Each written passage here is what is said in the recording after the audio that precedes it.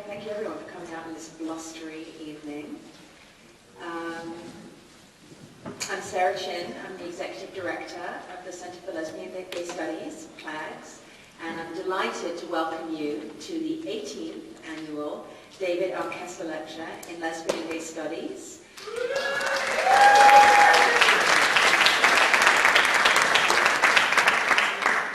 This lecture made possible by the generosity of David Kessler, who's actually with us this evening, so just a little shout out to David.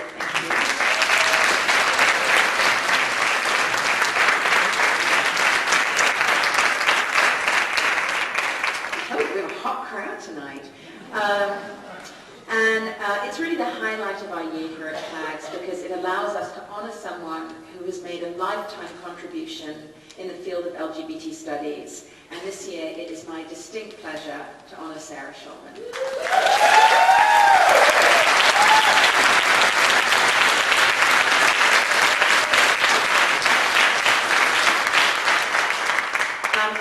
I'm wearing two hats here tonight. I'm wearing my CLAGS Executive Director hat, and I'm also wearing my person who introduces Sarah Schulman hat. So I'm going to put on the CLAGS hat for a moment and say, people who've come to Kessler Lectures before know that we usually have a reception after the event in the concourse area outside of Kashansky. But this year we thought we'd do something a little less sterile and mixed up. So we're actually going to have a reception after the talk at we're having a dim sum reception at the Heavenly Bamboo Pavilion, which is on East 39th, 10 East 39th between 5th and Madison. We'll have little flyers as you're leaving, so you can have the address, but please do come. I'd like to thank Jim Hubbard, who's going to be showing whose reputation precedes him, who's going to be showing a video montage. And as I'm sure many people here know, Jim has been Sarah's collaborator on two historic projects, the Mix Festival for Experimental Queer Film and the ACT UP Oral History Project. So, I feel like it's the State of the Union, you know, that I've sort of factored in the applause. And of course, Jim's own career as a filmmaker has itself been impressive, and it's a thrill to have him put this piece together. And I've known Jim actually, I met him first when I was an undergraduate, and he and Sarah brought one of the early collections of Lesbian Gay Experimental Film Festival to our Lesbian Gay Awareness Week in the freezing cold room. So it's really wonderful to have him here. So I just want to talk a little bit about CLAGS before I start talking about our main topic at hand. CLAGS depends more than anything on the vision and labor of our talented and dedicated board of directors. And CLAGS has a truly working board, a group of people who lend their time and creativity to all that we do. While there isn't time to recognize everyone individually, I would like to just have a little round of applause for our board who really make everything much more possible.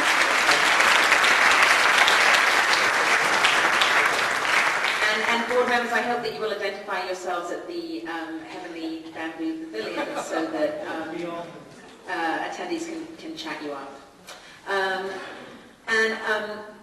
Also, on behalf of the board and myself, I want to express my deep gratitude to the exceptional, professional, indefatigable CLAGS staff for their energy and labor and commitment and incredible good sense. I'd like to thank Naveed Alam, Lauren Gutterman, Disha Narachania, Yasmina Sinalovich, Lolan Sevilla, and YY Chen, as well as Shanta Smith, who's left us for greener pastures. And the staff really does the heavy lifting of CLAGS, both the day-to-day work that keeps us running and special projects like this that expand our reach. And the whole series of events around the Kessler Lecture this year would not have been possible without the inexhaustible work of our development director, Alyssa Nitchin. I don't know if Alyssa's here, but she really deserves. Thank you for bringing it forward. And of course, CLAGS wouldn't exist without the scholars, artists, activists, and combinations of those ever-permeable categories, something I think that Sarah Schulman herself embodies, who bring us into their worlds by presenting at our events, who show us, to repeat a now cliched but no less powerful phrase, that another world is possible, who inspire us with their organizing skills, that construct the universe of queer studies. Without them, without you, CLAGS would be form without content. But form is not immaterial to the content it shapes. While CLAGS is all of us, it is also a membership organization, and this is where I do my pitch. In fact, we are profoundly dependent upon our members. Less than 7%, I'll say it again, which means 93% of our budget does not come from the Graduate Center. Less than 7% of our budget does come from the Graduate Center. So we rely on the support of our members for everything we do. Our conferences and public programming, our seminars in the city, our fellowship awards, our colloquium series, our international resource network, our history, our growing queer history website, and many other projects that we have in the works. In a nutshell, your membership donations pay for these events. Our imagination is limited only by our means, and we would love for our means to be significantly less limited. So, if you're already a member of CLAGS, hooray, thank you for your commitment, and I hope you're inspired tonight to give just that little bit more to CLAGS. If you're not a member, I urge you to join us to perpetuate our exciting, illuminative, provocative work. Please stop by the membership table that you passed when you came in to become a member of CLAGS or renew your membership, and we'd love to have you on our mailing list if you're not already on it. Okay, so that hat is now off. And now I get to do the really fun stuff, which is talk about Sarah. So I'm going to put on a hat I feel much more comfortable with, which is a long-time admirer of Sarah Schulman. I've known Sarah personally for more than 15 years when we were lesbian Avengers together.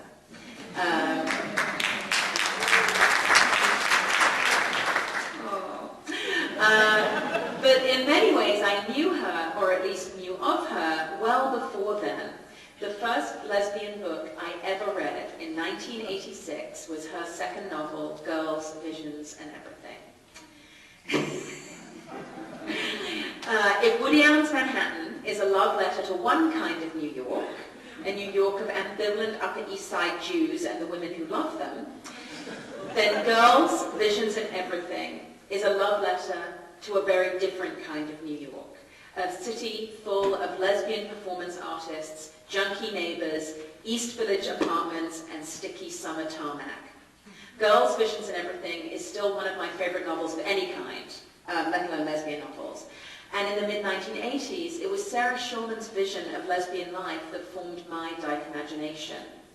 The novel introduced me to and valued what I still think are the best things about lesbians: their dry political wit, their intense romanticizing of the impossible, their bodies luscious, sometimes damaged, but always generous and wise, the fuck you they throw at a soulless corporate culture, and the fact that so many of them live in New York. It's a novel about being a boho dyke in the beginning of the Reagan era, about trying to get a girlfriend, about what women taste like, about loving people not because one of you owes the other something, but despite of it. I'm not sure this novel would be possible today. After AIDS, after gentrification, after the L word, too much has changed for a hero like Lila Futuransky to travel through the city so wholly under the radar, so easily working her way into other lesbians' lives. But it lays out a vision of lesbian possibility that is the cornerstone of Sarah Schulman's work. In Sarah's writing, lesbians do not exist at the margins. We are the center of the universe. We are clever, sexy, politically astute. We are also mean-spirited, vain, traitorous. We are profound and profoundly brave, even as we can be superficial and supercilious. That is to say, we are deeply, embodiedly human. We exist not just in couples or nuclear families, but in communities, groups of women who know each other in a way that we are so rarely known by anyone. The former separatist handing out single-spaced mimeograph manifestos at every protest, the woman who works for the phone company during the day, the dyke who lives down the street with her hot femme girlfriend. When I first started reading Sarah Schulman's work, I didn't know any of these women, but I knew that if I moved to New York, Brooklyn, not the East Village, because by the late 1980s, gentrification had already extended far enough that we were priced out of Manhattan, but I knew I could meet all of them. That sense of possibility endures through all of Sarah's work, some of which is for sale outside at a deep discount. Her work, fiction, plays, essays, all of it might be clear-eyed in the face of terrible pain and loss, but it never loses the belief that a world without lesbian voices is terribly, brutally diminished. In her most recent work, novel, fiction, The Mere Future, women betray each other. They are destroyed by the casual obliteration of their reality. They leave each other behind with no forwarding address. But the dykes in this novel are still compelling. They insist on our attention. They filter events through their own worldviews, rather than being distorted by a dominant narrative of lesbian marginality. This fearlessness of purpose, I think, is what distinguishes Sarah Schulman's work from any of her contemporaries that I can think of. Yes, her craft as a writer is considerable, and she certainly had plenty of practice by this point. And her ear for dialogue, for how lesbians speak to each other in desire, in anger, in the supermarket, is unmatched. But the hallmark of her writing, of her activism, and of her teaching is that she is, or at least seems to be, wholly unafraid. This fearlessness is not foolhardy. It is well aware of the risks of speaking one's mind, of writing a truth that knows its own beauty, even if that kind of beauty is rarely, if ever, represented anywhere else. I cannot think of an artist, a scholar, an activist, whose work more nearly approximates the goals of the Kessler Award than Sarah Schulman. So, it is my inestimable pleasure to concede the stage to a great American writer, Sarah Schulman.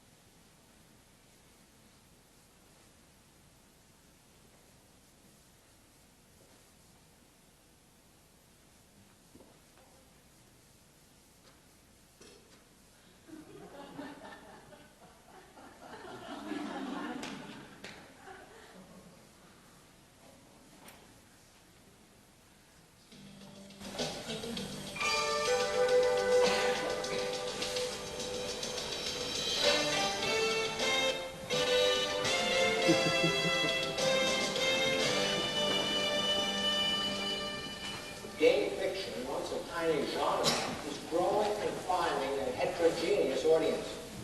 And most gay writers are grappling with the issue of AIDS, personally and in their work.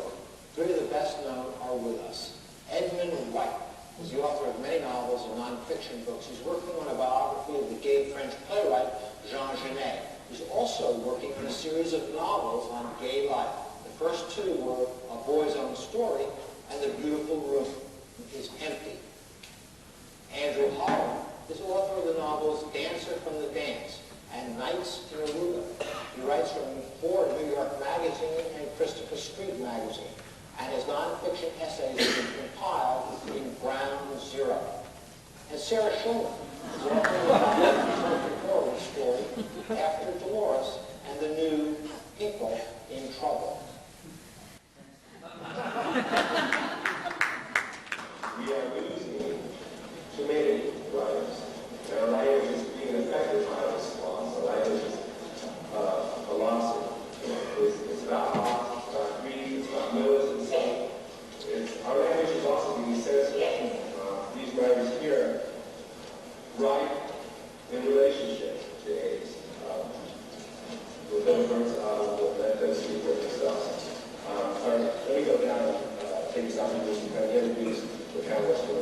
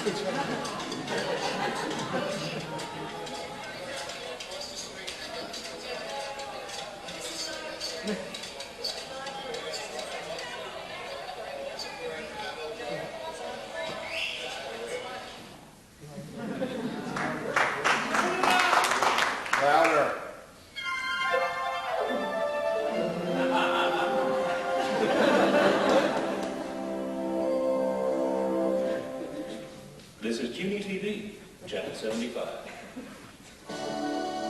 Welcome to Metro View. I'm Ed Rogowski. One of the features that contributes to the vitality of New York City is its role as a center for gay and lesbian activism and as a nurturing ground for lesbian and gay literature and culture. Our guests today are prominent in both these regards.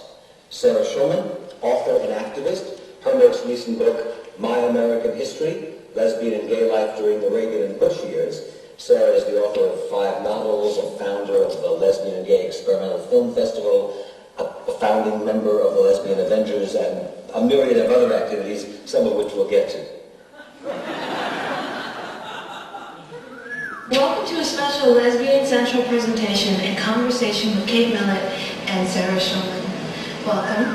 We're so excited about having you both here today to talk about all of the issues that have affected lesbians over generation, lesbian artists, activists, which both of you are. I'm just really sort of in awe because even in our sort of preliminary discussions, I realize that there's so much that I don't know. And I think that in some ways I'm representative of my generation in not knowing these things. And it does sadden me that there's so much that has come before me that I am not familiar with. Well, I should start by saying that we probably wouldn't be here today if it wasn't for you. So, you and a handful of incredibly great people that probably transform the world so that we can do what we're doing today. So thank you. Thanks for saying that. That's really good. Thank you.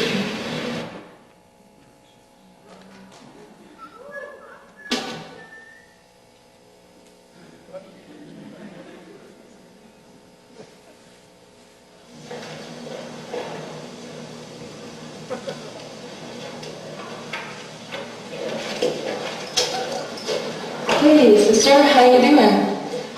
You been therapist before? Sister's leave the sister alone. Take a spot so I can start the bandage right first. All right.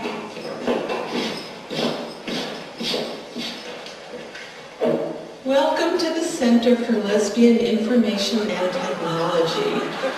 Actually, we're very disorganized here, but it's because we're just a volunteer-run collective, and you know how hard it is, things take time. But, someday we're going to have a great system where people are going to donate materials, and then they're going to be logged, they're going to be categorized, they're going to be sorted, they're going to be stored. Right now, they're just in boxes. Well, I came to find out about the Black collection on lesbians. Is that a separate collection, or? It's very separate. They received a very generous gift from the Hysteria Foundation, but they wanted it to be used exclusively for African American lesbians, so if we have any photographs that there are white people in, we just cross them out. Now come with me and I'll show you the files. For example, you might find this very interesting. Now, here we have, let's see, all kinds of really great things. Oh, look, here's a map. This is a map of the most popular lesbian and gay hotspots of Manhattan in the 20s and 30s. It's just incredible. Wow. Looks like there were more dyke bars then than there are now. Actually, there were no exclusively female bars. It was mostly mixed speakeasies and then the young white debutante crowd. You know, they'd race uptown at midnight for a big plate of yardbirds and strings. What? Fried chicken and spaghetti. And then they'd wash it all down with a big, cold, frosty glass of 100 proof iced tea. Does that sound great? I'd really like to have one right now. I mean, you know, I'm in recovery and everything, but there's nothing wrong with remembering the way things used to be. Well, anyway, let's just keep it anonymous. Do you have anything on black lesbians, say, in Philadelphia? Yes, we do. We have a whole box. Now, let me just show. Whoa, baby. Thank you, MJ. This is a little disorganized because, you know, we are an all-volunteer collective and these things take time.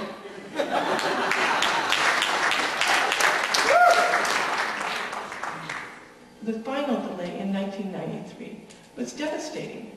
And it wasn't just devastating because of the financial reality of what we knew was coming up, but it was also our credibility. We're inviting all these people to come testify. And just a few weeks before they're ready to fly out, all of a sudden the rug is pulled out from under us. And we're in court and we're arguing, this is why these people need to testify. It's so important. Like John Preston, he's in the final stages of his life. He's one of the most prohibited authors coming into this country. And if it's delayed another year, he's not going to be testifying. Well, I went to Vancouver primarily to defend the work of my friend John Preston, who had just died of AIDS. And his books had been seized at the border. Primarily, I once had a master. And so I went there for John. I had a personal investment because at that time, 94, so many of my colleagues had died or were dying of AIDS at that moment. We really experienced the disappearance of literature. So to see the writers dying and their books being forgotten, at the same time have a government come down and try to speed up the forgetting process was really just too much.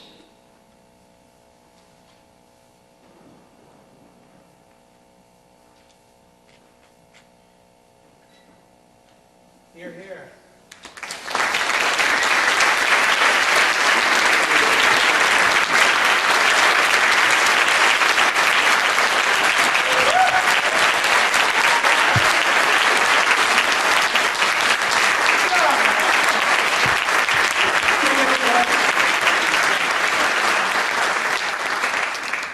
This is like the best audience I have ever seen in my life. These are like all the people who changed the world right here in one room. Thank you for coming.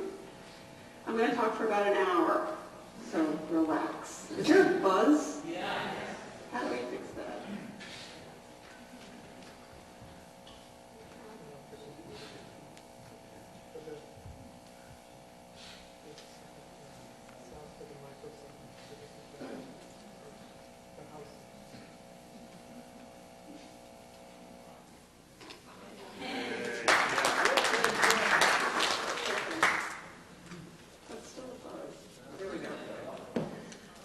Let me just begin.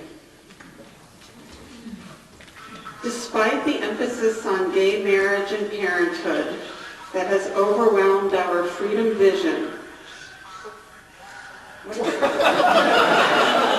Turn off your cell phones. I don't know. you get it? It's overwhelmed our freedom vision. How gays and lesbians are treated in families is far more influential on the quality of individual lives and the larger social order than how we are treated. What is that? Someone's got a cell phone or something? I'm trying to turn it off, Sarah. Oh, hi, Jim. It's Jim Farad.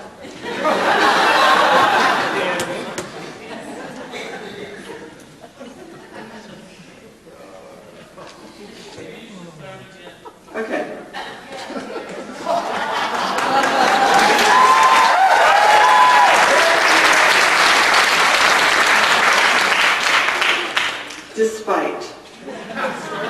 Despite the emphasis on gay marriage and parenthood that has overwhelmed our freedom vision, how gays and lesbians are treated in families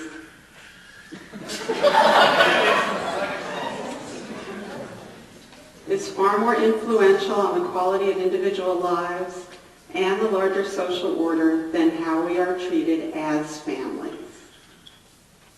Tonight I will try to articulate how and why systems of familial homophobia operate, and more importantly, how they can be changed. Now imagine if a Battery out. Get out. Okay. Just take it away from them. It's okay, it's okay. It's okay. Thanks. Now imagine if a family responded to the coming out of one of its members like this. They discuss as a family their special responsibility to protect her from pressures and cruelties that they themselves will never face. They promise not to exploit or enjoy privileges that she is denied, and to commit their family's resources to accessing those privileges for her and other queer people who they treat like full human beings. And they insist that their gay family member treat other queer people with accountability as well. In their larger family, friendships, workplaces, in their consumption or production of culture, in how they vote and what laws they both support and access. They intervene when queer people are being scapegoated by directly addressing the perpetrators. This is not an impossible scenario. Yet today, families are more likely to tolerate homosexuals, that is, keep us in a position of lesser value, than to learn from us and be elevated by our knowledge. Because of the twisted paradox of dominant behavior, gay people are being punished within the family structure even though we have not done anything wrong. This punishment has dramatic consequences on both our social experiences and our most trusting, loving sexual relationships. Now, strangely, I am talking to you in a moment when most people will tell you that things are getting better. The AIDS crisis forced Americans to start the process of acknowledging that gay people exist. Thus, even though there are many institutions today that still pretend that we do not exist, there are other institutions that acknowledge in some form that we do exist. It's a bizarre set of daily contradictions that gay, lesbian, bisexual, and transgender people must balance and internalize. Some television shows have central characters who are homosexual. Other television shows convey entire worlds in which homosexuality is never acknowledged. Still others show us only as pathological and predatory. You never know what you're going to find around each corner. However, the acknowledgement, when it does occur, is often problematic. Does the fact that openly gay people are allowed some rights in some circumstances mean that things are getting better? Or does the fact that so much profound exclusion and distortion pervades have more negative meaning than it did 60 years ago when there was no visible movement? I think it's obvious that deliberately excluding people when you know they exist is more destructive and sadistic action now than it was in the past when so few of us were known. Knowing queer people, seeing our wish for justice, and still denying us basic legal rights, denying us integration into the public conversation of the culture, and excluding us from authentic mainstream representation is a condition of oppression that should no longer exist. Considering how much work we have done and how enormous our effort to create social transformation has been, we are not where we should be. Now, change is not the same thing as progress. Don't confuse them. Yes, the ways we are contained are different. The ways we are situated as lesser than are far more sophisticated today than they were when I was 8, 16, or 25. But compared to where we should be right now, we are nowhere. We've been bombarded with so many false messages about how much better off we are that we've gotten confused about what we really deserve and what both liberation and equality would actually look like and how truly possible they are. Being niche marketed a product is not citizenship. It's the end of autonomy, not the beginning.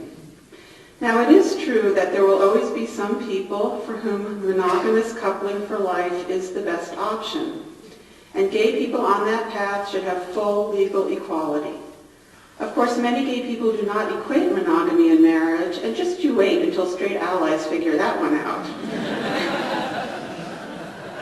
But whatever marriage means to anyone should be fully legally protected, obviously.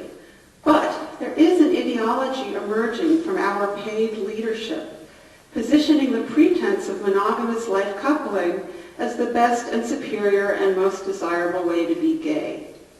Even though straight people vociferously refuse to vote us rights, even with these dire requirements, they are happy to let it become our only visible public image. And because we now believe what corporate America tells us about ourselves, there are some queer people who now negotiate acceptance by their families as long as they get gay married and have children. I have to say I'm appalled by any ideology that encourages women to get married, gay or straight.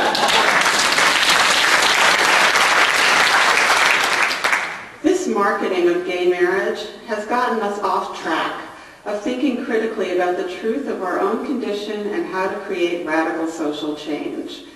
Very little is known about how our oppression is constructed and its consequences on us. Our reconceptualization of our own destiny has only just begun.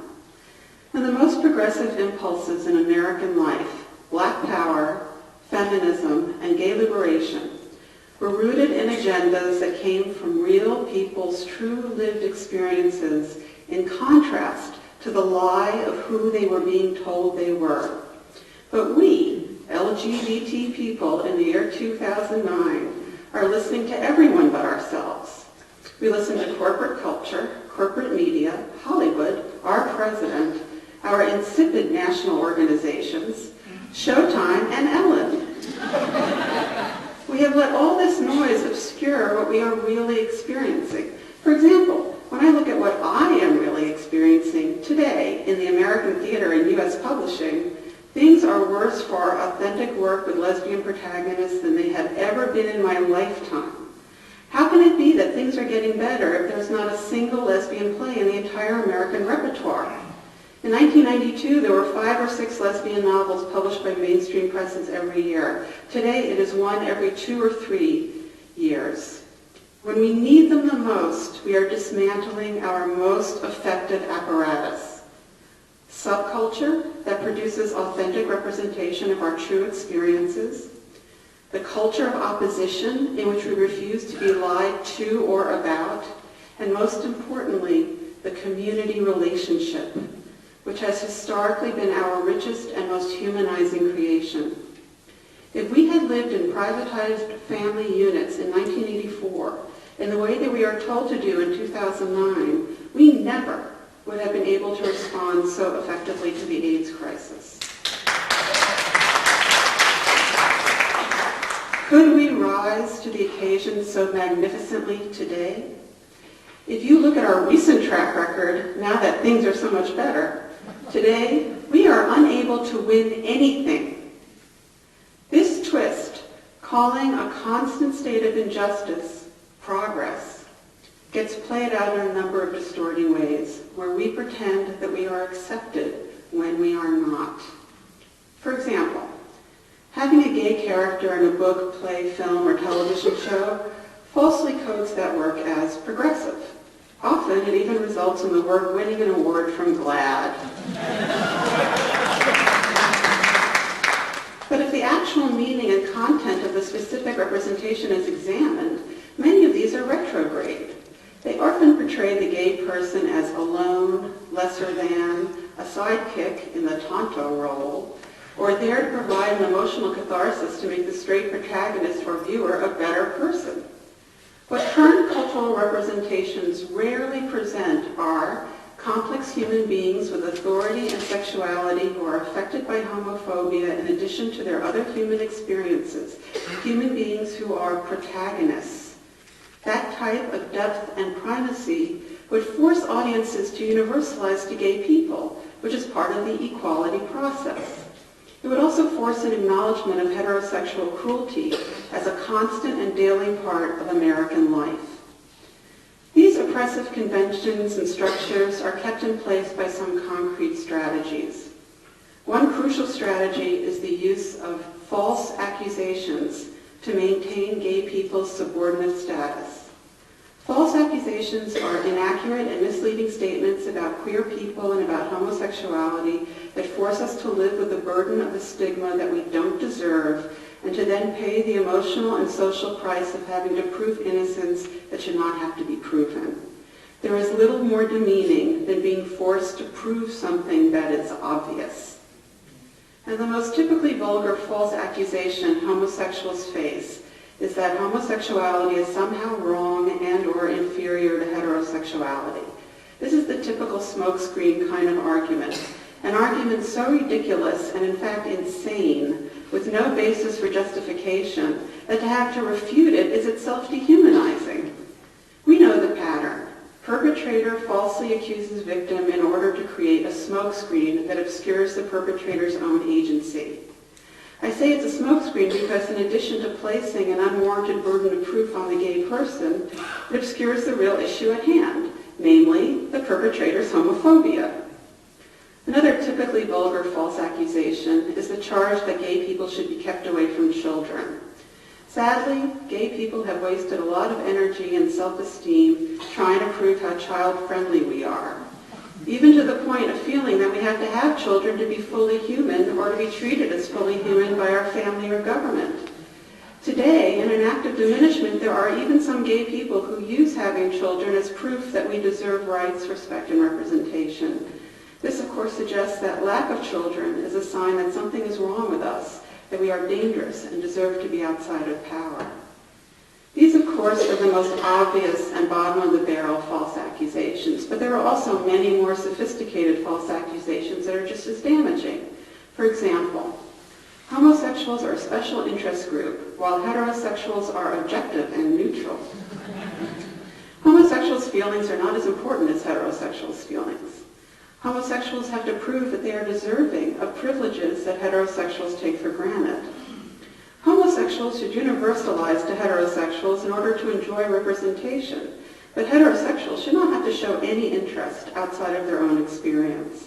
And finally, that acquisition of rights and social change for gay people is our responsibility alone. Now, ironically, if gay people were treated equitably, the perpetrator would have the burden of proof. If they were made to account for their false accusations, it would be a lot harder to pull them off. Unfortunately, the system is twisted so that the cruelty looks normative and regular, and the desire to address and overturn it looks strange. As Bertolt Brecht said, as crimes pile up, they become invisible. Resistance gets falsely pegged as the inappropriate behavior because it results in discomfort for the perpetrator. Ironically, it is often not the fact that a gay person is being scapegoated that makes people angry, but the assertion that the perpetrator should have to be accountable that infuriates them. It's not the awful truth that upsets people, but the telling of the truth that gets construed as the problem. Now, while false accusation is a strategy of homophobia, shunning is its tool of enforcement. Shunning is when people are cut out, excluded from participating in conversations, communities, social structures, are not allowed to have any say about how they are treated, cannot speak or speak back. Shunning is a form of mental cruelty that is designed to pretend that the victim does not exist and has never existed. It's practiced by religious groups, but it's also practiced by the arts and entertainment industry, the legal system, family structures, economic systems, and social conventions that pathologize and isolate gay people by not acknowledging or representing our experiences, and by extension, by irresponsible individuals who don't want to be accountable for the undeserved pain they are inflicting on others who don't have the power to create consequences. In short, shunning is an active form of harassment. Now, because gay people are ritually shunned in all aspects of social life, dehumanizing us through shunning appears normative and regular. For example, not mentioning ACT UP in a 20th century U.S. history class may seem normal because it happens every day, everywhere. But it is not normal.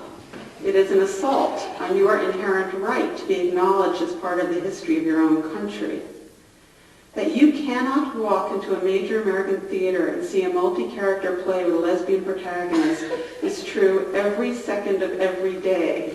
And yet, producers act like this state of censorship is fine and appropriate, and that objecting makes us the problem instead of them. Shunning is the most common form of homophobia and the easiest to carry out. While shunning seems passive and can be practiced daily without effort, its effects are dramatically active. In fact, being on the receiving end of shunning is to be aggressively assaulted on a daily basis by the lie that your life doesn't matter. It is an exclusion system that can be manifested by making a gay family member uncomfortable while welcoming a straight family member, deciding that only one lesbian teacher can be hired in a department at a time, or that no novels with lesbian protagonists are going to be published by major publishing houses. It extends to a lover deciding that she has no accountability to her partner because there's no sign in the culture that anyone cares if she does or not. Shunning is the removal of living, breathing people from recognition and representation in daily life, a refusal to engage, recognize, negotiate, communicate. It is an exclusion from the conversation. Now, what makes gay people so ideal as a scapegoat in a family is that they are there alone. Sometimes no one else inside the family is like them or identifies with them. They become a projection screen, the dumping ground for everyone else's inadequacies and resentments. No one is watching. No one from outside the family will intervene because of the wrong-headed perception that family matters are private and untouchable. The family structure and its untouchability predominates. Then, because gay people do not have the full support of their families, they in turn become an ideal social scapegoat. For in society, just as in the family, no one will intervene when it comes to queers. Society will not intervene in the family, and the family will not intervene in the society. It's a dialogic relationship of oppression.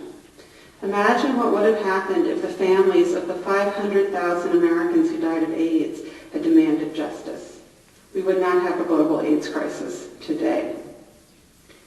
Now, familial homophobia is something that gay people discuss with each other with a regular daily urgency, and yet it has not made it into the public discourse. In some ways, it is our most important story, and so it is worth trying to understand why it has remained a secret. I had to coin the phrase familial homophobia because this most common of experiences was so suppressed as a subject that it did not even have a name. Emotionally, the pain is often unbearable, inarticulable, and the solution eludes us. We often speak to each other about it in shorthand. One gay person can meet another in an elevator, make a passing quip about his family, and be perfectly understood. And we also blame each other for it. As distorted as it is for gay people to blame each other for straight people's homophobia, this common projection shows how embedded this conversation is in our relationships with each other. Now, being heard in opposition to this construction is very difficult because the more integrity queer people have about their sexuality, the less access they have to mainstream discourse. Since straight people and most queer people learn what they learn from the mainstream, the message will never be allowed to reach them. And when it does, it's often watered down, which makes it more easily dismissible. After all, straight people also have problems with their families, and so often cannot differentiate between the degree. It's the old, white people have problems too, syndrome, in which the dominant person is unable to imagine the burdens of prejudice on top of regular human difficulty. The problem is that we have to talk about the family in a loud and clear way, because the family is the place where most people are first instructed in homophobia. The family is where most gay people experience homophobia for the first time, and it is where most straight people learn to use homophobia to elevate themselves within the family politic, which is the model for the broader social politic. This has made family relationships into the primary source of pain and diminishment in the lives of many gay people. We pay an enormously debilitating price for familial homophobia at the same time that heterosexuals within the family learn how to, and have the choice to, use it as currency. And yet the perpetuation of homophobic practice is repeatedly blamed on gay people themselves. We are depicted as being inherently deserving of punishment, even though in actuality we have not done anything wrong. After all, homophobia is exclusively a product of heterosexual culture. It is not caused by gay people or gay culture. Now sadly, this paradigm confuses gay people ourselves. When we insist on inclusion, full recognition, and access to process, we can get internally pathologized as militants, activists, and stalkers, even by each other. The dangerous exclusion is naturalized as benign, and the desire for accountability is falsely seen as a threat when it is really life-enhancing. To this day, productive individual actions and group efforts that make positive contributions to the culture are still seen as compromising the right to exclude. Yes, perpetrators often claim exclusion and shunning as their right. Straight people have long argued that it is their right to not rent apartments, give jobs, or serve meals to gay people if they don't want to. The courts of New York City agree that it is the right of the St. Patrick's Day Parade in 2009 to still exclude gay people.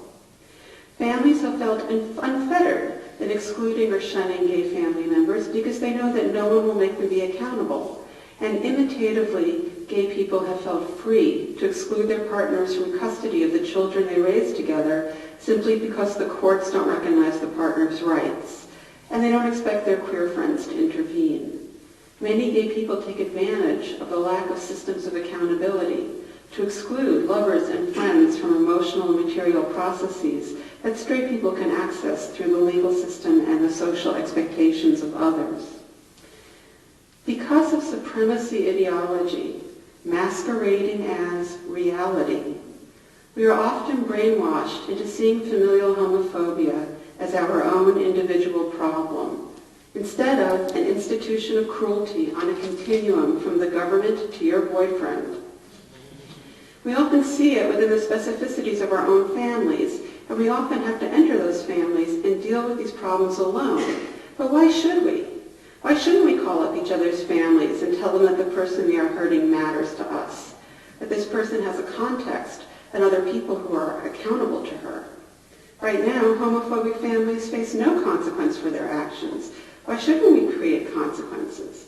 Honestly, almost anyone can do almost anything to a gay person in this culture and not be made accountable, because no one creates a consequence. This is why we need third-party intervention. History shows that shunned people are dependent on the intervention of third parties to support their own acts of resistance. Men had to vote for women to get the vote. White people had to participate for racism to be dismantled. Straight family members have a moral obligation to intervene when gay people are scapegoated in their families. Men must force the American theater to produce women. Gay people have to be made accountable for the way we treat each other. It's time for the shunning of queers to stop being experienced as a personal problem and start to be understood as a cultural crisis, originating in our families, enforced by the government and arts and entertainment industries, and landing in our relationships with each other. In other words, I'm imagining a transformed social value in which homophobia is the action worthy of punishment and exclusion, not homosexuality, where shunning is punished and resolution praised. Now, this statement is both supremely reasonable and yet completely without social context, because the standard of ethics regarding homophobia in the family has not yet been articulated.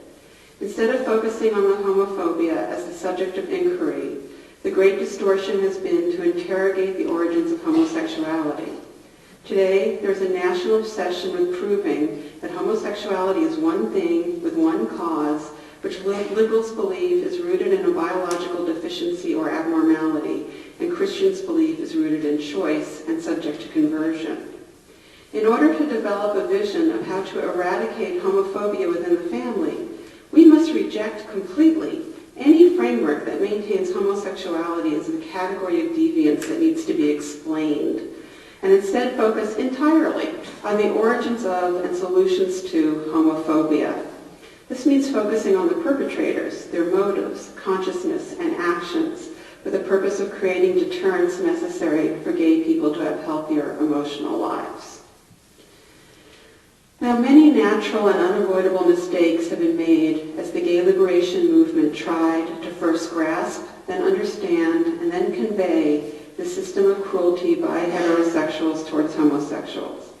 The nature of this cruelty is hard to initially conceptualize because it is simultaneously pervasive, invisible, and deeply painful. The people who are doing it often don't know that they are doing it or pretend that they do not. The repetition and the dailiness make it seem normal. It is very difficult to try to imagine a life without this constant diminishment, and the depths of its consequences, coupled with its total lack of justification, are alienating to fully realize. The reinscription of these cruelties within our own trusting, loving relationships are difficult to articulate because there is no place to do so. When reviewing our errors of understatement, they seem innocent, childlike. How sad that so many of our oversimplifications were caused by our love and trust of other human beings and our consequent inability to understand how they could be so ruthless in exploiting their advantages over us. All of this converges on the question of visibility. Visibility was a construct that the gay and lesbian movement invented to explain and excuse the cruelty we were experiencing.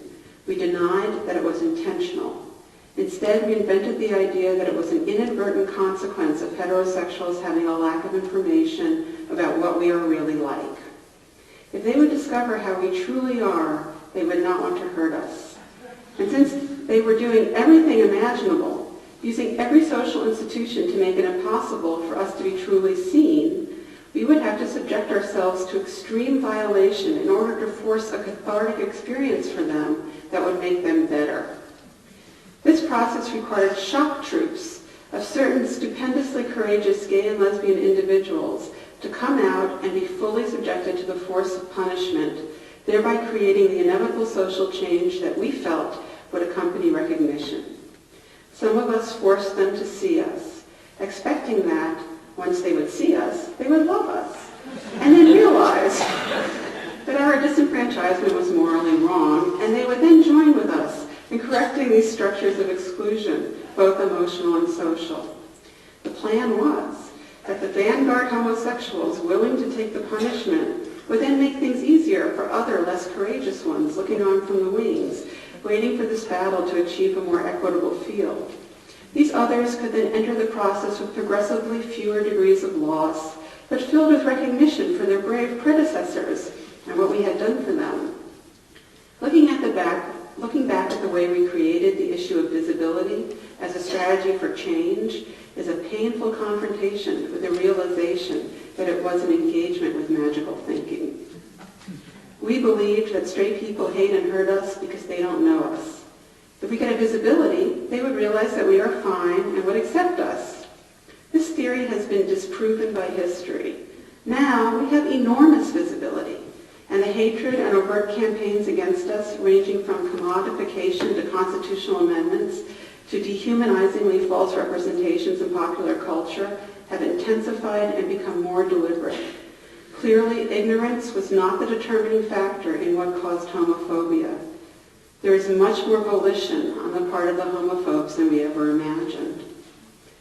A second concurrent theory that we relied on for many years was the idea that heterosexuals experience a fear of homosexuals. This was the famous phobia. We fantasized that it was rooted both in ignorance, but also in some insecurity about their own heterosexuality. Whenever extremely violent behavior emerges, this theory is trotted out again. Repeatedly, our proposals used against us and reshaped so that gay bashers become repressed homosexuals who cannot accept their own identity, this variation on the black-on-black crime theory in which white people have no role, positions our oppressors as other, unself-acknowledged homosexuals, while the heterosexual majority remains innocent and not responsible. It seems obvious at this point that neither of these explanations is sufficient. Knowledge of and about homosexuals does not dilute homophobia. It only pushes it into more virulent and in some cases more sophisticated modes of containment and justification.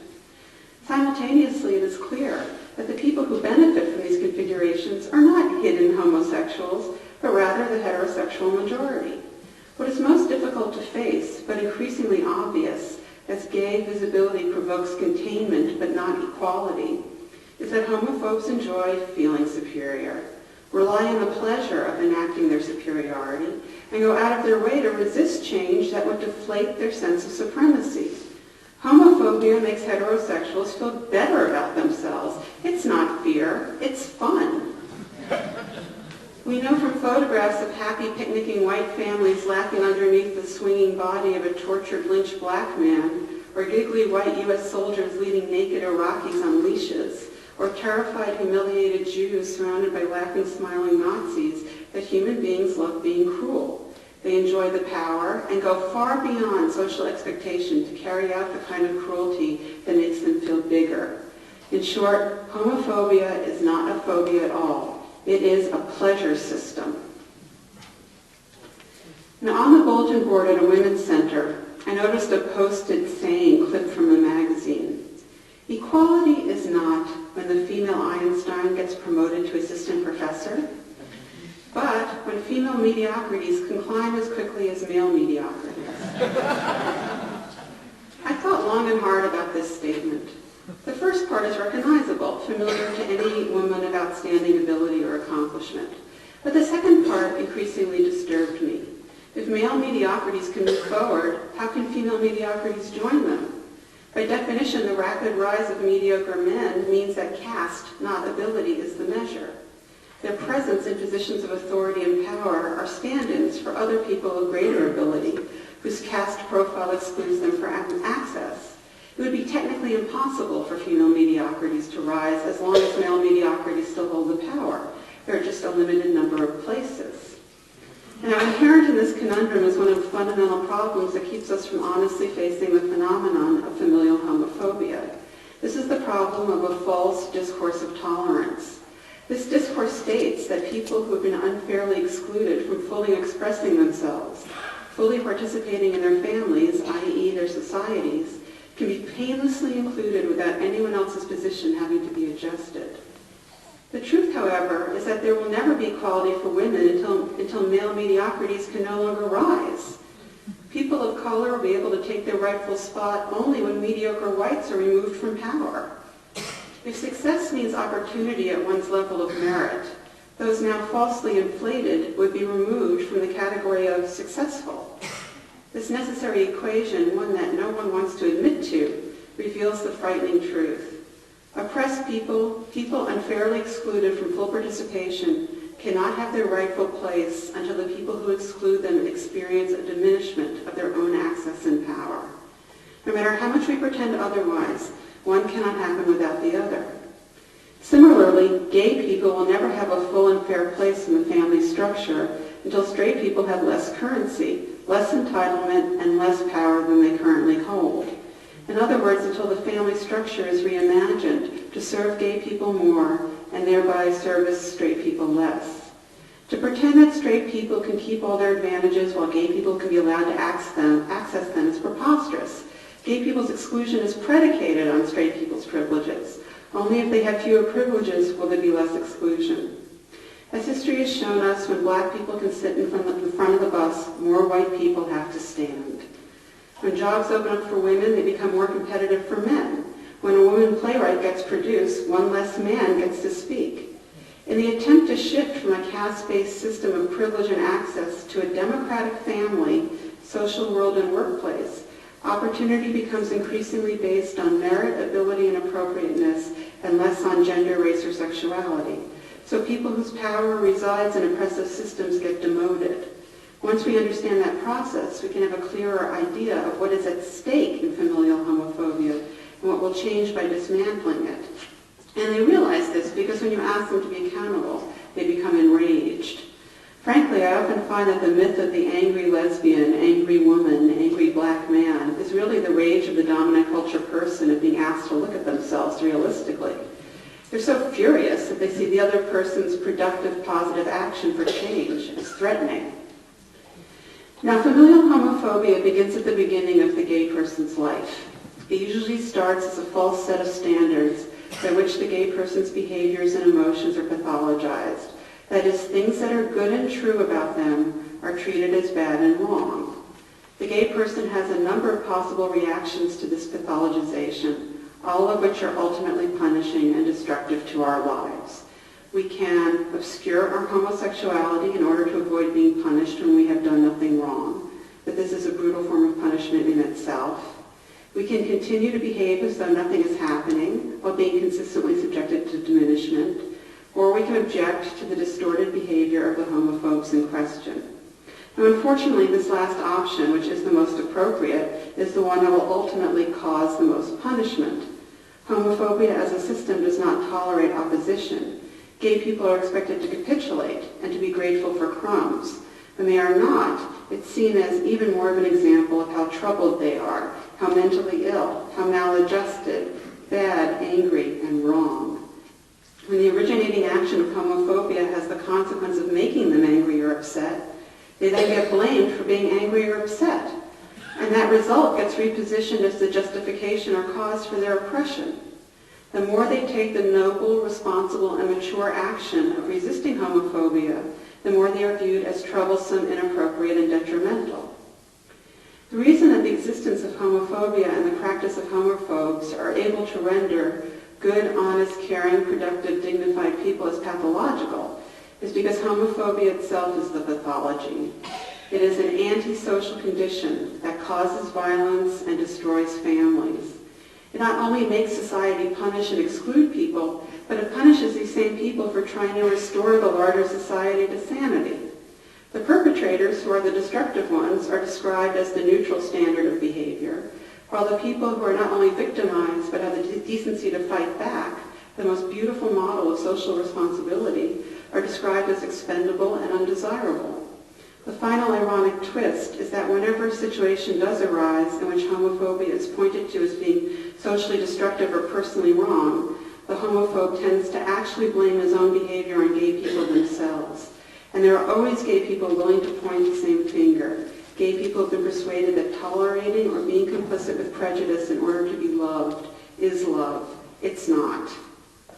Now, I believe in and committed to and am working toward a cultural agreement that homophobia is a social pathology and that society's best interest is served by any program or practice that mitigates homophobia.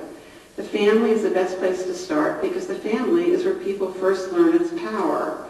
That is why the commitment to eradicating homophobia must begin with the family. Now, the model I have in mind for the social transformation to consensus that homophobia is a pathology comes from feminism and how the conceptualization of rape was transformed in the 70s and 80s in the United States and subsequently globally. While this is still a rape culture, while most rape still goes unpunished, while many men feel rape is a privilege and a right, while rape is still a form of entertainment and a strategy of war, there has been a broad transformation in cultural consensus. In the 1960s in New York City, you needed a witness to get a conviction to a rape case. Today, rape is a crime in the world court. In other words, there is broad cultural agreement that rape is wrong, and this agreement was achieved by a social movement rooted in human experience. This can be an instructive model for the transformation of social codes around familial homophobia. While we can't always change people's actions or their beliefs, we can change the cultural consensus, which in turn can both influence some people's actions and transform their beliefs, while providing more support for victims to resist.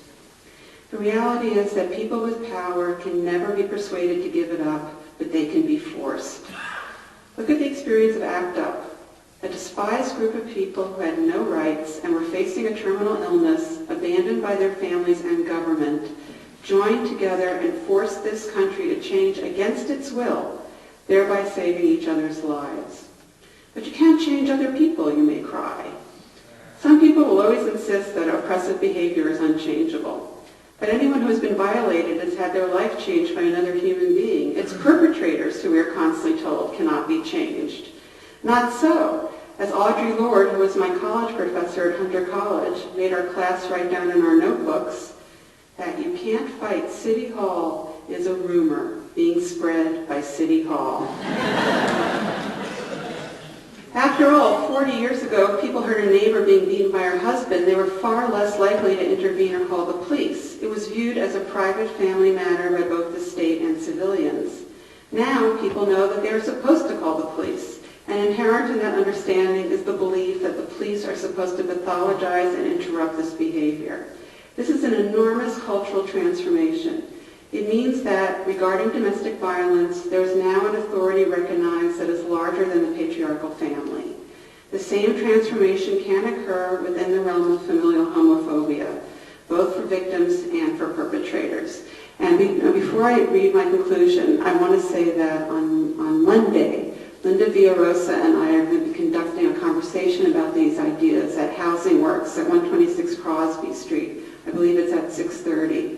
So if you want to, please come and you can tell me all the things you disagree with and why, and we can really talk about it. In conclusion, when Ronald Reagan was elected president in 1980, he allowed the formerly fringe Christian right to move their agenda, which was called the Family Protection Act, center stage. This coalition began to push through a wide array of anti-abortion restrictions on local and national levels.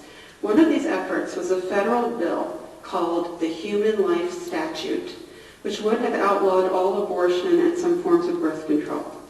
Congressional hearings on the bill were chaired by John East, who was North Carolina's co-senator with Jesse Helms.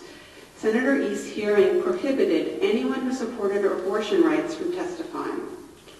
Myself and 5 other women signed up independently at a forum sponsored by CARASA, the Committee for Abortion Rights and Against Sterilization Abuse, to do an action inside the hearing. We had never met as a group before. Some of us did not know each other, and some had never been politically active before. We planned our action in the car on the way down to D.C. We called ourselves the Women's Liberation Zap Action Brigade. We made hand-drawn signs and folded them up in newspapers, waited in line, and got into the hearings. This was in the days of live TV and before CNN. We sat in the audience and listened to speaker after speaker endorse the Human Life Statute. Then, when a male doctor testified that a fetus is an astronaut in a uterine spaceship, we couldn't take it anymore. We stood up on our chairs and yelled, "Stop these hearings!" We said, "A woman's life is a human life," and we were arrested by the DC police and charged with disruption of Congress and later brought to trial. We were the lead story on all 3 network news shows and raised $25,000 in unsolicited $10 and $20 contributions from people who had seen our action on television. This was before ACT UP, and direct action was a contested tactic, one that eventually led to some of us being thrown out of CARASA the following year. But more to the point of this story, the police officer who arrested me was named Billy Joe Pickett. And in my trial, he testified under oath that I had stood up and said, "Ladies should be able to choose." Now this is fascinating. I said, "A woman's life is a human life." And he heard, "Ladies should be able to choose." I assume that the idea that a woman's life is a human life was so inconceivable to him that he couldn't even hear those words in that order. He could justify putting me in jail if I had said ladies should be able to choose, which is a refutable opinion. But if he was really arresting me for saying that women are human, then he is a different person than he wishes to be. So in order to not tell the truth about himself, he had to lie about me. That's why straight people lie about us, because they're lying about themselves. So just to be clear, let me sum up my comments this evening. Here's the sum up. Family is the place where all people first learn about homophobia. But for most other conflicts that arise in the family, there is a possibility that the person can find solace or some kind of corrective in the society. In our case, however, the shunning is mirrored in the larger society, with arts and entertainment as the mode of enforcement. To not be represented in a media culture, after all, is to be severely disadvantaged. We can learn from the achievements of the anti-rape movement and the movement against domestic violence that this hall of mirrors of enforcement does not have to continue. But in order to change the paradigm, we have to stop privileging the family. The family does not have the right to shun its gay members, and it is up to the rest of us to intervene to make that clear. That intervention can range from straight family members refusing their privileges to the gay person's friends talking directly to the family to make them accountable accountable to homophobic families being court-ordered into treatment the way they currently are for addiction or violence. The idea is to shift the focus from homosexuality to homophobia, to acknowledge that homophobia is the problem, that it is pathological, antisocial, destroys families, and causes violence, and to create consequences for its enforcement. When I was in 4th grade, we had a poster on the wall with a quotation from Abraham Lincoln. "To sin by silence when they should protest makes cowards of men." Yes, that's true. But it does more than corrupt those who themselves reward perpetrators with silence. It keeps the abuse going and it abandons the victim. Silence is the greatest reward a perpetrator can receive. Whether the perpetrator is a family, a government, a publishing company, a theatrical producer, or another gay person who does not want to be accountable. Saying nothing while your friend's family or lover or society or cultural institution shuns and scapegoats them is to participate in the process. Yes, it would be better for you spiritually to tell the truth to the perpetrator, but more importantly, her chance for a decent life depends on it. Thank you for your time.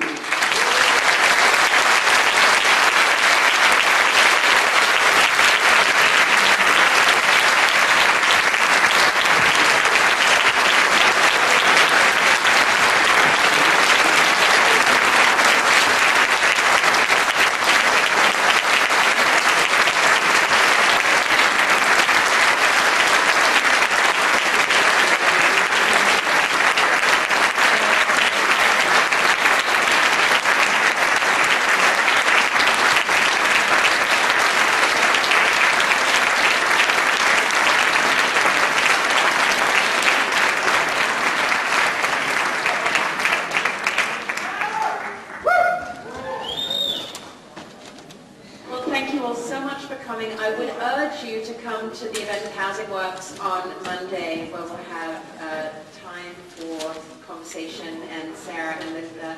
Sorry? I know, I don't. 7. It's at 7 at Housing Works on Crosby Street. Is that right? So please do come.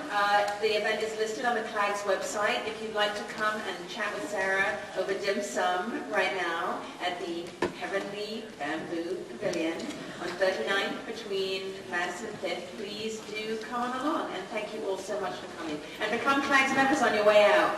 Thank you.